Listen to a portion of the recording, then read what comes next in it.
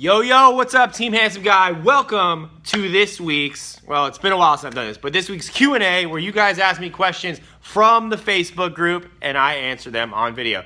I know I was doing these weekly and then I was doing some live broadcasts, but I got a little off of that. Gonna try to go back to these, but the only thing is these videos tend to get really long. I'm sorry about that, but it's a lot of value and a lot of content. So I'm gonna get right to it. I wanna keep this video hopefully under 20 minutes.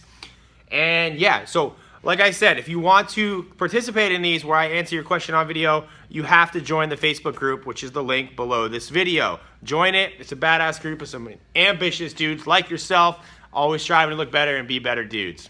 I know there's a lot of dudes in that, but it sums it up perfectly. Anyways, another announcement. If you haven't checked out my brand new product that just launched yesterday called Bulletproof Mindset, there's a link below this video as well for that.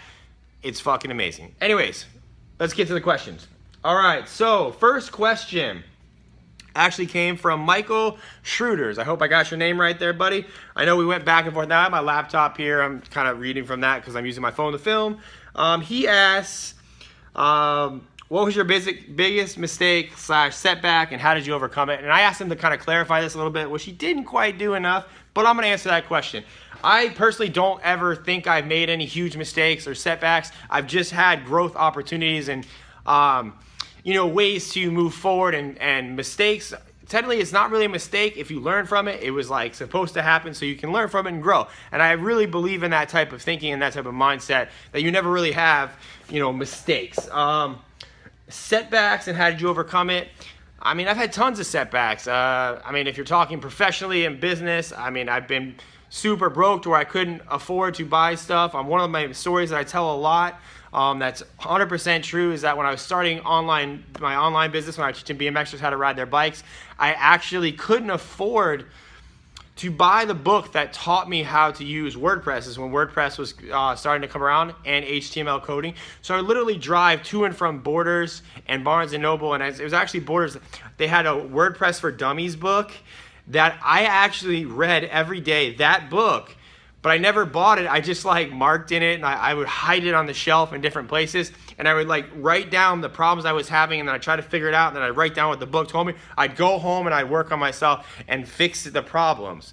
So that was thinking, I did that for 6 months, and I actually did end up buying that book, which is pretty crazy, but I had to hide it on the shelf. So that's one way I've overcome a setback, but it's all challenges, and it's all how you mentally deal with it, and you have to have the mindset that no matter what comes your way, you're just going to figure it out. You're just going to move past it. So I hope that answered your question there, Michael. It's a great question, but just from that future, the more specific you get, the better I can give you an answer. So next question.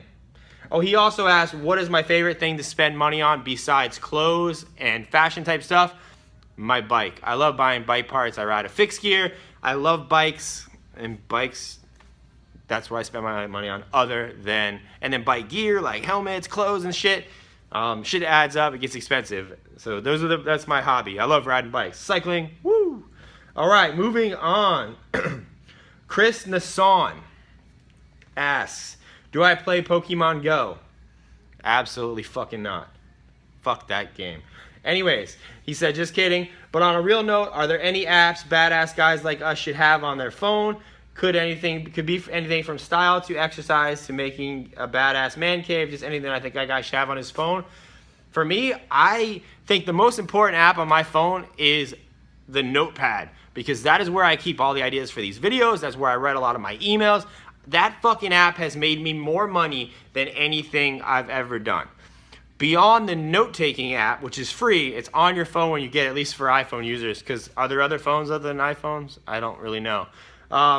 You got to have Uber, because nobody wants to drink and drive if you're going out partying, and it's also cool. You can order girls' Ubers, and it's a pretty cool way.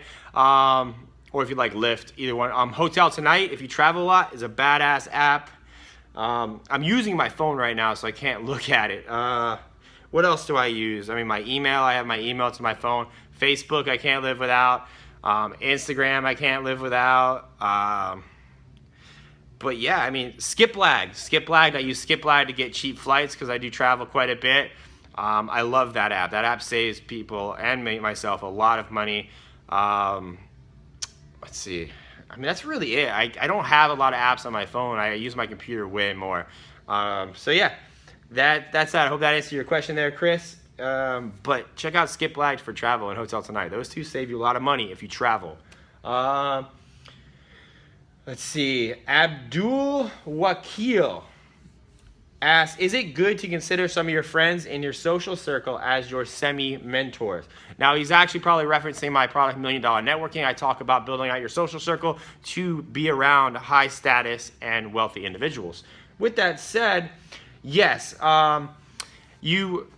when there's different relationships, when you're like finding mentors and trying to persuade mentors to teach you and like showing them value, yes, they may end up becoming your friend. So that is kind of a semi mentor-mentee relationship, but ultimately you want your mentors and people that they want to be around you all the time, so they want to be your friends. So yeah, and you could also mindset shift that as to, I'm always learning from my friends no matter what. So that's always a good way to look at it, that maybe be around high value enough people that they're always teaching you something. And that could be anything. It doesn't have to necessarily be 100% directed to what you're trying to do, like build a business or, become a professional salesman or whatever it may be that you're trying to surround yourself with. But just take knowledge from all different directions. I'm sorry if I look tired today. I do have a baby now, so it's like sleep is like whatever. So Abdul, I hope that answered your question there. If I didn't, just clarify it in the post, and I'll try to do my best to answer that. Ben Countermash, he said, here's one. I've been practicing ironing my dress shirts using a $50 iron and a spray bottle of water. They look decent, but I really want the shirts to look good. Any tips you have for ironing for beginners? I am not a good ironer. I just literally just make it happen. I don't have a special iron. Most of the time I don't even iron. I get a lot of my shirts dry cleaned, so I just make sure they look, I keep them good after each wear, and then I don't, always wear them. So I wear them staggered, but I don't wear a lot of dress shirts. Most of you guys noticed from my videos, most of my wardrobe consists of like fitted t-shirts. So a good iron is obviously a good investment, but I'm sure that there is a badass YouTube video from somebody like myself that will teach you how to properly iron like a boss. So check that out. Next up, Paulo Claravel. What's your daily, weekly, and monthly ritual comprised of, and how do you structure and manage your time? Well, up until 5 months ago, I had a really, really detailed morning routine and daily ritual. Now, since I've had a baby who's 5 months old, or almost about to turn 6 months old, I don't have a morning routine anymore. It's I wake up into goddamn chaos. So with that said, I have gotten really efficient with working, when I have a certain amount of allotted time. I have a nanny that comes and we pay her, and she literally works Monday through Thursday. She takes Fridays off, and she works from 7 in the morning until 3 in the afternoon. And from 8 to 9:30, I ride my bike. From 9:30 to 10, I get changed, shower, get cleaned to come here to my studio. 10 to 10:30, around there, I hit the coffee shop. I get an iced coffee every single day, black iced coffee Americano. Thank you, Greg from Kino Body.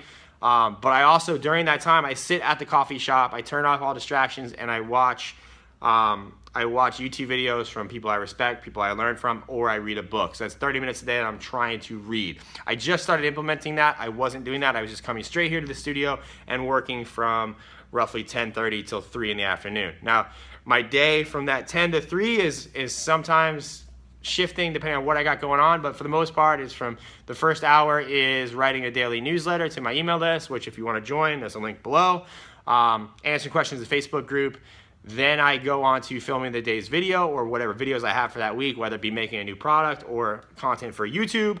Then I edit the video, which takes anywhere from 30 minutes to 45. Then while it's editing and rendering, I go eat lunch, which is usually at a breakfast spot because I'm on a low carb, higher fat, higher protein. Then I come back and it's usually ready to go. Then I upload it to YouTube, and it takes me about 30 minutes to do the tags and all that and all the annotations. And then usually by that time, I have about an hour left. I'm usually working on future products and things of that nature for Team Handsome Guy. And then I have to go home and tend to my baby. And then if there's other pressing stuff going on, I just come back to work after the baby goes to sleep at like 7, 8 p.m.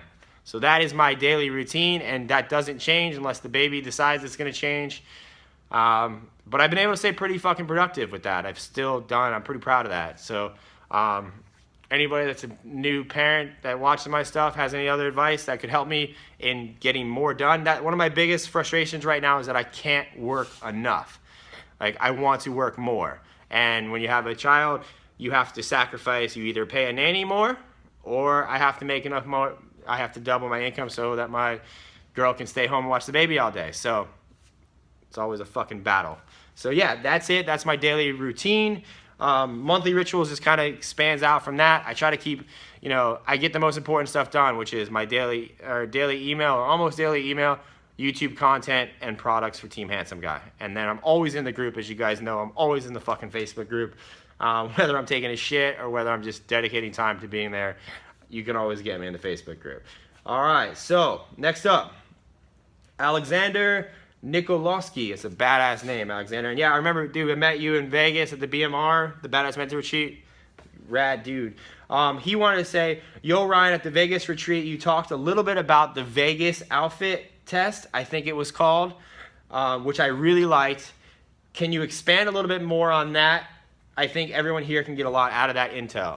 All right, I'm back. I realized I didn't have my microphone turned on. That was a rookie move, but you still got all that content. So anyways, back on Alexander.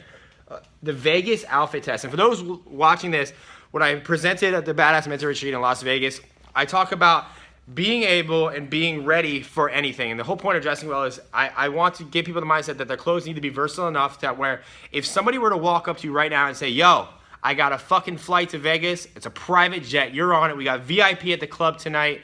You're going or what? You in?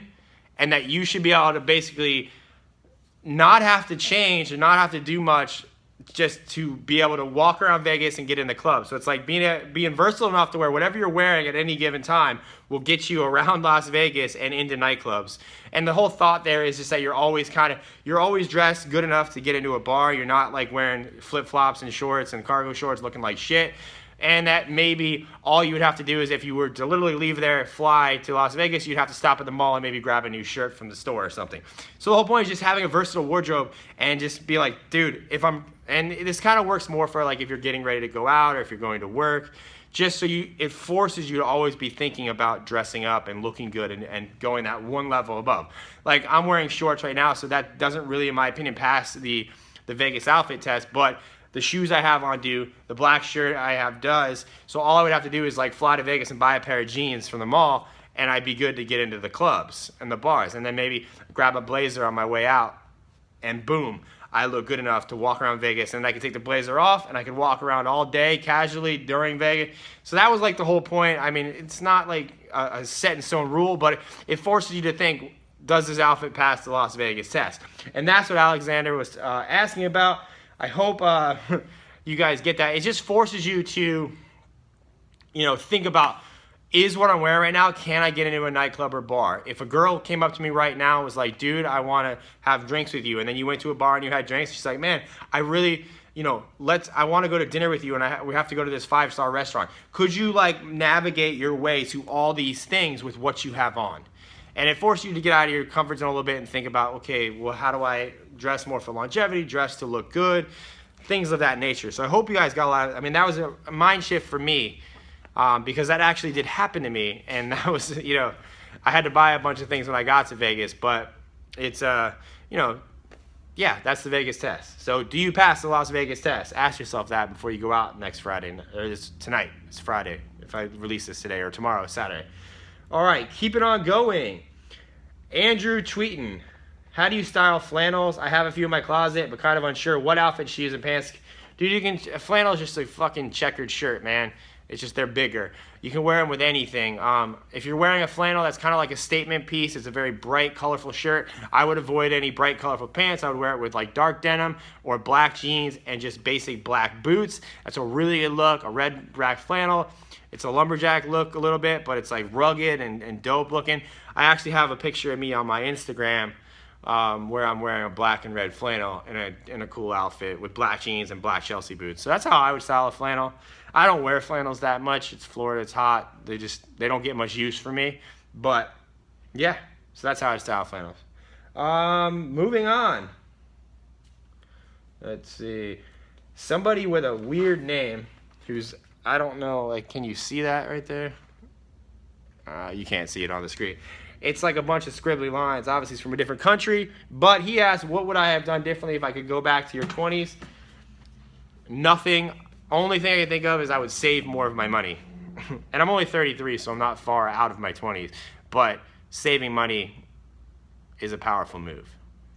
But I wouldn't change anything. All the mistakes I made, everything has made me the person I am today, so I would not change a goddamn thing.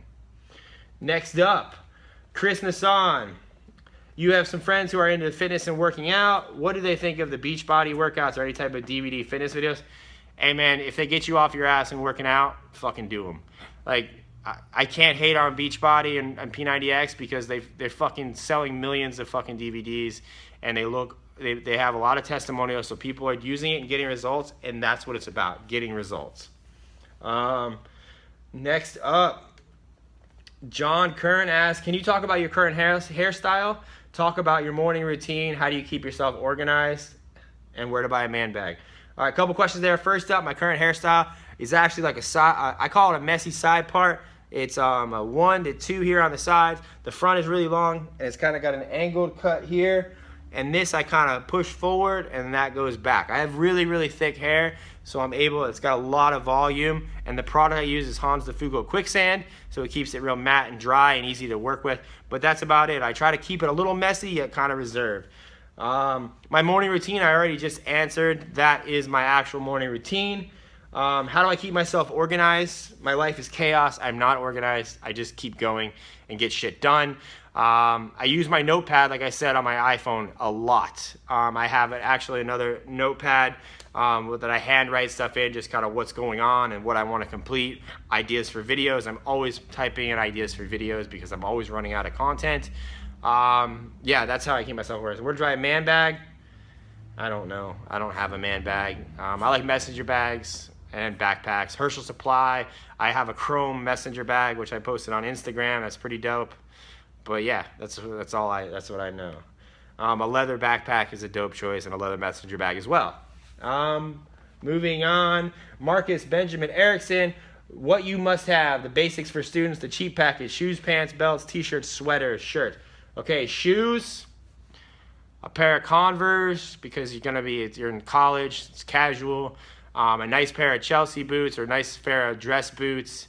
And then like a rugged pair of like boots would probably go a really long way. Pants, dark denim and black denim. Shirts, just a bunch of color, V-necks and crew necks. You need a nice blazer. It could be navy, gray, or black. Sweaters, if it's cold, just like a black, a gray, or a navy, like V-neck sweater. And then for shirts, a couple button-ups, maybe a nice black one, a white one, a light blue one, and you're good to go. But with college, look around at how people are dressed and just never dress like them. And then buy my products. All right. John Dawson asks, what are some advice that you can give to a young 21, 22-year-old guy that wants to start getting into fashion that has never really been into it? Well, number one, this is super important, is buy everything that I make. Obviously, I'm being facetious there, but I make really good products to help guys in your exact situation. So with that said, just start doing something.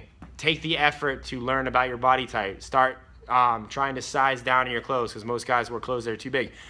Search and find a good tailor in your local area and take some shirts to get tailored. Get used to that feeling. Start getting complimented on what you're wearing and just kind of go from there. But take action. Start doing it. Darion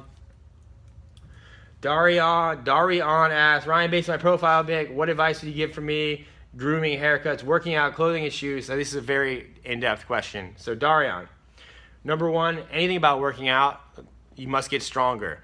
If you can't do like 10 pull-ups with your body weight, if you can't deadlift your body weight, if you can't squat your body weight, if you can't bench your body weight, you need to get stronger. There's tons of programs out there for free on like bodybuilding.com, on YouTube. Pick a program, stick to it, follow it through, take pictures before and after, and get results. That's my workout. Grooming and haircuts, go to a stylist, talk to them. It's their job to make you look good. And Darion is totally blind. I totally feel like I've been helping a lot of blind guys lately. If anybody was at Badass Mentorship in Miami, I did dress outfit a blind guy, and he was awesome. You're gonna have a hard time, man. Like you're dealt with a little disability there. I would have a good friend or a girlfriend that you know, like a girl that might help you out. Have her watch some of my stuff or watch some other fashion channels on YouTube. Kind of have her help you pick out what looks good because you can't visibly see it. Have her help you with colors. In this case, normally I don't say take advice from girls, but this could really work out in your favor to have her helping you do that. And that's kind of maybe what I would do. I would ask for help. If I were blind and I knew I wanted to dress well, I would just take a girl with me who I trusted their opinion, tell her what I'm trying to do, what look I'm trying to go for, and yeah, that's it. Hope that helps you, bro. Let's see. Kumar asks, Kumar Bala Singham, Ryan, I'm new to Team Handsome Guy. Welcome. And I've recently come across intermittent fasting, so I decided I need to put this newly discovered intel right to work, which I did. Every morning I've been working on the fasted state, and now I'm being told that fasted cardio is bad. Fasted cardio is not bad. Cardio is not bad at all. Just you need to put yourself in a caloric deficit, and it really doesn't matter what time of day you do that cardio, but I've always felt better when I did cardio in the morning on a fasted stomach. I'm not a scientist. Science proves that it doesn't actually make you lose weight faster, but to me, it made me feel better. And yeah, fasting is awesome. I fast every day till noon. That's what I do. So yeah, I like it. Abdul Shakur, what's the one thing that you could say helped you the most to develop yourself into the person you are now? That's a very broad question, Abdul. But the number one thing is not stopping. Keeping on going and being a little weird. Not giving a fuck what other people think. Being not afraid to like have some outlandish goals. And just kind of generally wanting to do what I wanted to do without anybody telling me. That's pretty much, helped me the most. My unrelenting attitude and determination to somehow create a business that made me not have to go work for the man. So yeah, that's it. I hope that helps. John Curran asks again, how do you come up with ideas for products? I have the Facebook group below.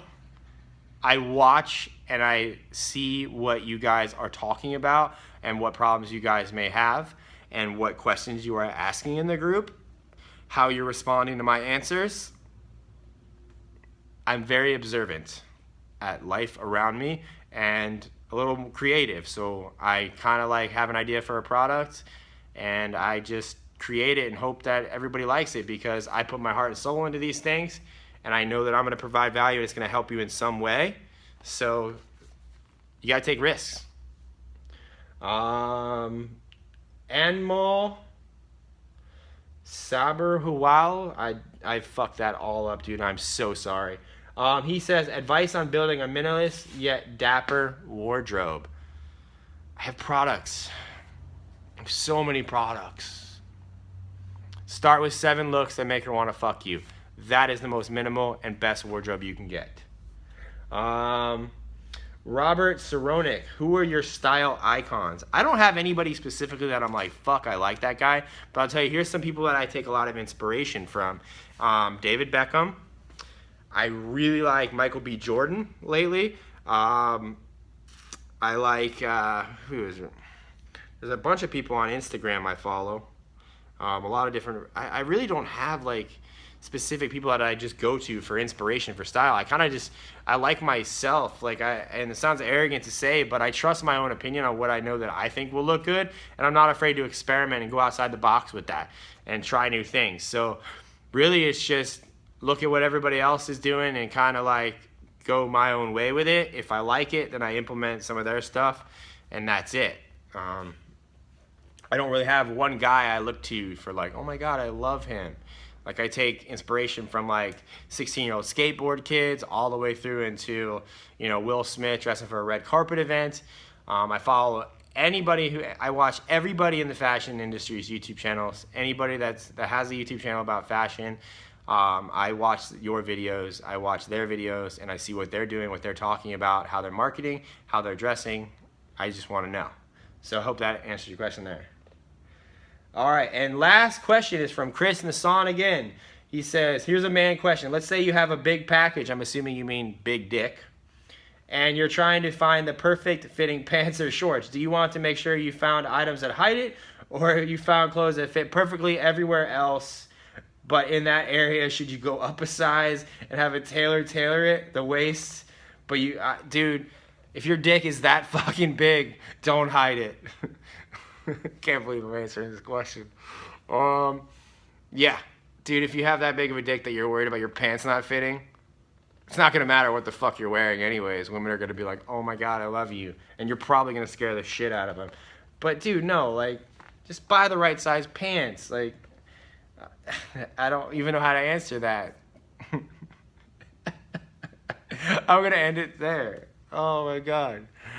Once again, all these questions come from my Facebook group. If you haven't joined, there's a link below this video. As you can see, I will answer any and all questions. I'm speechless, Chris. Talk to you guys later. So like, subscribe, comment. Peace.